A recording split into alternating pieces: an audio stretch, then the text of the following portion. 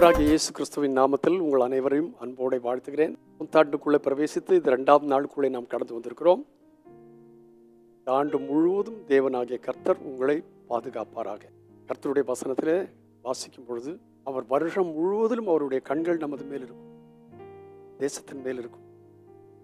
வருஷத்தின் துவக்கம் முதல் வருஷத்தினுடைய கடைசி மட்டும் கர்த்தருடைய கண்கள் அங்கே இருக்கும் என்று சொல்லியிருக்கிறார்.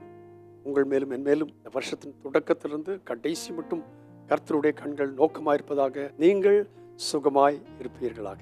யோபின் புஸ்தகம் வாசிக்கும் பொழுது நம்ம எல்லாரும் அறிந்தபடி யோபினுடைய சிநேகிதர்கள் 3 பேர் அவன் படும் கஷ்டங்களை கண்டு 7 நாள் அளவும் மௌனமாயிருந்தார்கள். பிறகு ஒவ்வொருவரும் ஒவ்வொரு காரியத்தை பேசினார்கள். அவர்கள் பேசின காரியங்கள் எல்லாம் யோபுக்கு துக்கத்தை கொடுக்கக்கூடியவர்களாக இருந்தாலும் அவைகள் சில உண்மைகளை அவர்கள் அழகாய் சொன்னார்கள். உதாரணமாக சூகியனான பில்தாத் என்பவன் இப்பொழுது யோபோடு பேசுகிறான். அவன் பேசுகிற வார்த்தைகளை கவனியுங்கள். 5ஆம் வசனத்திலிருந்து வாசிக்கிறேன். நீர் ஏற்கனவே தேவனை தேடி சர்வ வல்லவரை நோக்கி விண்ணப்பம் செய்து சுத்தமும் செம்மையுமாய் இருந்தீரையானால் அப்பொழுது அவர் உமக்காக விழித்து நீதி உள்ள உம்முடைய வாசஸ்தலத்தை சாங்கோபாங்கமாக்குவார். உடைய துவக்கம் அற்பமாயிருந்தாலும் உடைய முடிவு சம்பூர்ணமாக இருக்கு. எத்தனை உண்மையான வார்த்தை! இந்த வார்த்தையினாலே யோபை அவர்கள் துக்கப்படுத்தலாம் என்று நினைத்தார்கள். ஆனால் கொடுக்கப்பட்ட வார்த்தை மிகவும் உண்மையான வார்த்தை. திரும்ப நான் வாசிக்கிறேன். நீர் ஏற்கனவே தேவனை தேடி, நாம் தேவனை தேடுகிறவர்களாக இருந்தால் சர்வ வல்லவரை நோக்கி விண்ணப்பம் செய்து சுத்தமும் செம்மையுமாய் இருந்தீரேயானால். எப்படி? தேவனை தேடணும், சர்வ வல்லவரை நோக்கி விண்ணப்பம் பண்ணணும், சுத்தமும் செம்மையுமாய் இருக்கணும். இத்தனையும் செய்தால் அவர் உமக்காக விழித்துக் கொள்வார். நீதி உள்ள உம்முடைய வாசஸ்தலத்தை அவர் மிகவும் அலங்காரமாக்குவார்.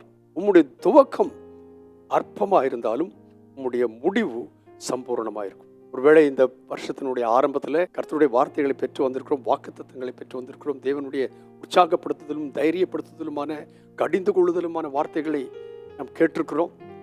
இந்த வார்த்தைகளின் வெளிச்சத்தில் நம்முடைய ஆரம்பத்தை பார்க்கலும் முடிவு சம்பூர்ணமாக இருக்கணுமானா இந்த காலை வேளையிலே உங்களுக்கு நான் சொல்லுகிற வார்த்தைகள், தேவனை ஏற்கனவே தேடுங்கள், சர்வ வல்லவரை நோக்கி நாம் விண்ணப்பம் பண்ணுவோம், சுத்தமும் செம்மையாயிருப்போம். அப்பொழுது கர்த்தர் நமக்காக விழித்து நீதி உள்ள நம்முடைய வாசஸ்தலத்தை அலங்காரமாக்குவார், சாங்கோபாங்கமாக்குவார், அலங்காரம் ஆக்குவார். அது மட்டுமல்ல, உடைய துவக்கம் அற்பமாயிருந்தாலும் முடிவு சம்பூர்ணமாயிருக்கும். கர்த்தருடைய வசனத்தில் நாம் வாசிக்கும் பொழுது நம்முடைய துவக்கம் அற்பமாயிருந்தாலும் உடைய முடிவு சம்பூர்ணமாயிருக்கும்.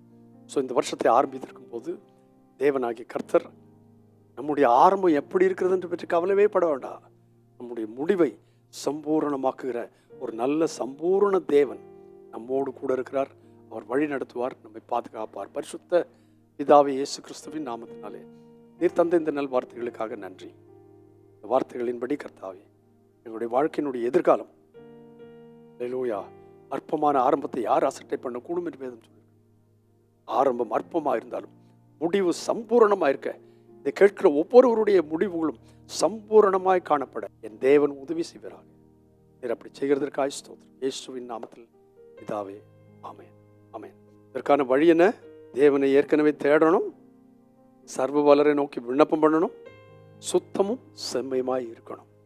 இதை செய்தால் உடைய ஆரம்பம் அற்பமாக இருந்தாலும் முடிவு சம்பூர்ணமாக இருக்கும். God bless you abundantly again and again and again. Amen.